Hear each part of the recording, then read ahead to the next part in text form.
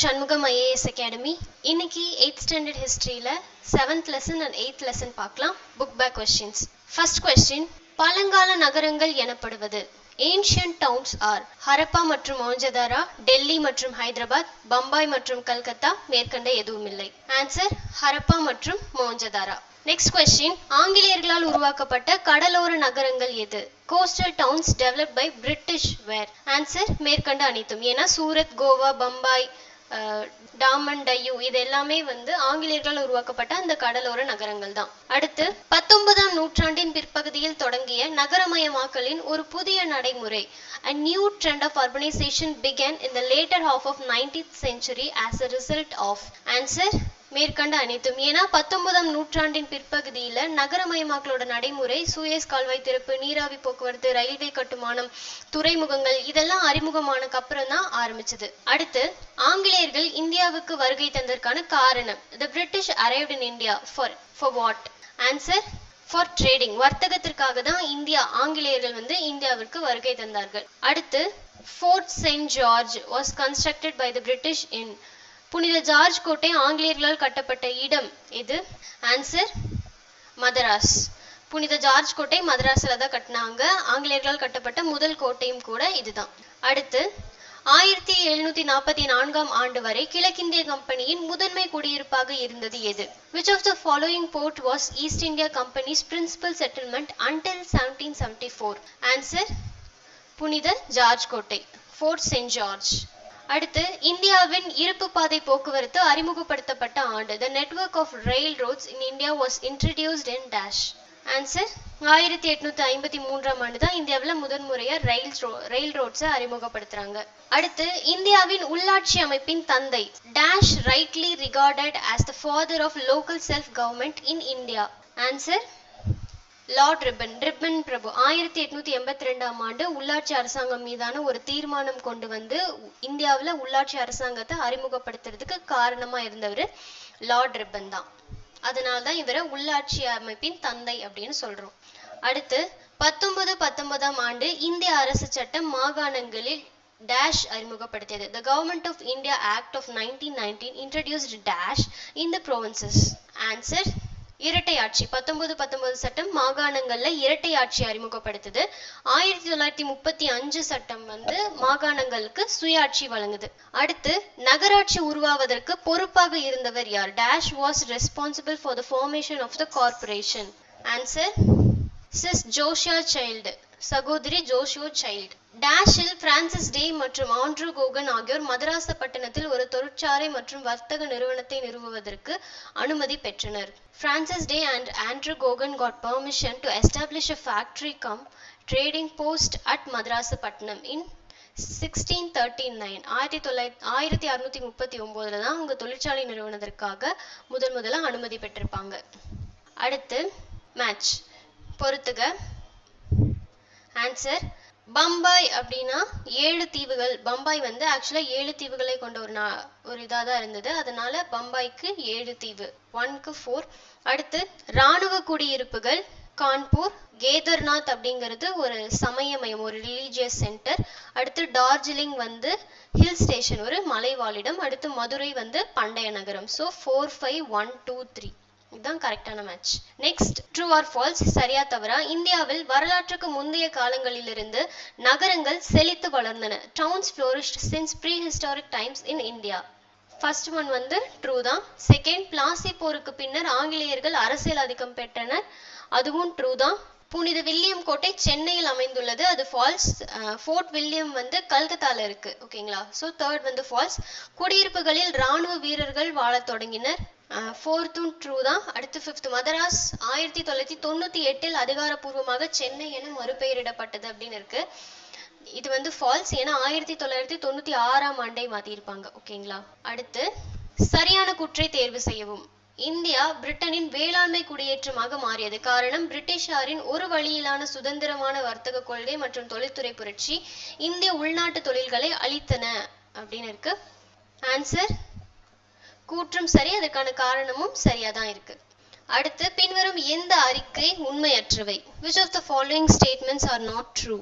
First Srirangarayalu ஆங்கிலேயர்களுக்கு மதராசப்பட்டினத்தை மானியமாக வழங்கினார். டே மற்றும் கோகன் ஆகிய இருவரும் புனித ஜார்ஜ் கோட்டை கட்டியதற்கு பொறுப்பானவர்கள். 1969 ஆண்டில் மெட்ராஸ் மாநிலம் தமிழ்நாடு என்ற பெயர் மாற்றிடப்பட்டது. ஆன்சர் 213.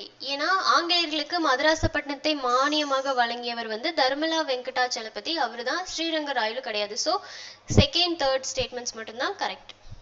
நெக்ஸ்ட், ஆங்கிலேயர்கள் தங்கள் மாற்று தலைநகரங்களை மலைப்பாங்கான பகுதிகளில் அமைத்தனர். காரணம், அவர்கள் இந்தியாவில் கோடை காலத்தில் வாழ்வது கடினம் என உணர்ந்தனர். British built up their alternative capitals in hilly areas. Reason, they found the Indian summer inhospitable. Answer கூற்றும் சரி, அதற்கான காரணமும் சரியா தான் இருக்கு. அடுத்து, டேஷ் சமூகமானது தனக்குள்ளிருந்தும் வெளியிருந்தும் மாற்றங்களை உட்கிரகித்தும் வெளிப்படுத்தியும் நீக்கியும் தொடர்ந்து மாறிக்கொண்டே இருக்கிறது. தொடர்ந்து மாறிக்கொண்டே இருக்கும் ஒரு சமூகம் மனித சமூகம், விலங்கு சமூகம், காடு, இயற்கை. எதுனா ஆன்சர் மனித சமூகம். மனித சமூகம் தான் தொடர்ந்து மாறிக்கிட்டே இருக்கு.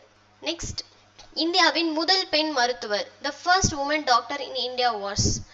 ஆன்சர் முத்துலட்சுமி அம்மையார். டாக்டர் முத்துலட்சுமி அம்மையார். இவங்க தான் இந்தியாவின் முதல் பெண் மருத்துவர். அப்புறம் முதல் சட்டமன்ற உறுப்பினரும், முதல் பெண் சட்டமன்ற உறுப்பினரும் முத்துலட்சுமி அம்மையார் தான். அடுத்து, சதி என்னும் நடைமுறை ஒழிக்கப்பட்ட ஆண்டு.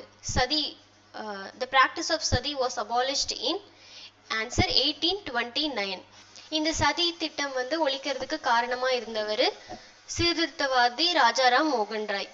அடுத்து, B.M. மலபாரி என்பவர் ஒரு டேஷ். B.M. மலபாரி எந்த துறையை சார்ந்தவர்னா ஒரு பத்திரிகையாளர், ஒரு ஜேர்னலிஸ்ட் தான் B.M. மலபாரி. இவர் பெண்கள் முன்னேற்றத்திற்காக பாடுபட்ட ஒரு ஆரம்ப கால போராளி தான் B.M. மலபாரி. அடுத்து, பின்வருவனவற்றில் எது சீர்திருத்த இயக்கங்கள்? Which of the following was the reform movements? Answer மேற்கண்ட அனைத்தும். ஏன்னா பிரம்ம சமாஜம், பிரார்த்தனை சமாஜம், ஆரிய சமாஜம் இது எல்லாமே சீர்திருத்த இயக்கங்கள் தான். அடுத்து, பெதுன் பள்ளி டேஷில் JED பெதுன் என்பவரால் நிறுவப்பட்டது. பெதுன் பள்ளி எந்த ஆண்டு நிறுவனாங்கன்னா 1849 ஆண்டு பெதுன் பள்ளியை நிறுவியிருப்பாங்க. இந்த பெதுன் அப்படிங்கிறவரு கல்கத்தா கல்வி கழகத்தோட தலைவராக இருந்திருப்பாரு. அடுத்து, 1882 ஆண்டில் சிறுமிகளுக்கான ஆரம்ப பள்ளிகளை தொடங்க எந்த ஆணையம் பரிந்துரைத்தது? Which commission recommended to start primary schools for girls in 1882? Answer Hunter குழு. இந்த ஹண்டர் குழு சிறுமிகளுக்கான ஆரம்ப பள்ளியும் ஆசிரியர்களுக்கான பயிற்சி பள்ளி இது ரெண்டுமே தொடங்க பரிந்துரை பண்ணாங்க. அடுத்து, சாரதா குழந்தை திருமண மசோதாவானது சிறுமிகளுக்கான குறைந்தபட்ச திருமண வயதை டேஷ் என நிர்ணயித்தது. ஆன்சர் 14. 1930 ஆண்டு இந்த சாரதா குழந்தை திருமண 1930 ஆண்டு இந்த சாரதா குழந்தை திருமண சட்டத்தை கொண்டு வந்திருப்பாங்க. இவங்க குழந்தை திருமண வயதை 14 வயதா உயர்த்தி இருப்பாங்க. அடுத்து, சிவகங்கை சேர்ந்த டேஷ் என்பவர் பிரிட்டிஷாரை எதிர்த்து வீர தீரமாக போராடினார். Dash of Sivaganga fought bravely against the British. தென்னிந்திய பெண்ணரசி வேலு நாச்சியார். இவங்க சிவகங்கை சேர்ந்தவங்க. பிரிட்டிஷாரை எதிர்த்து ரொம்ப வீரமா போராடி இருப்பாங்க. இந்திய ஊழியர் சங்கத்தை நிறுவியவர். Servants of Indian society was started by.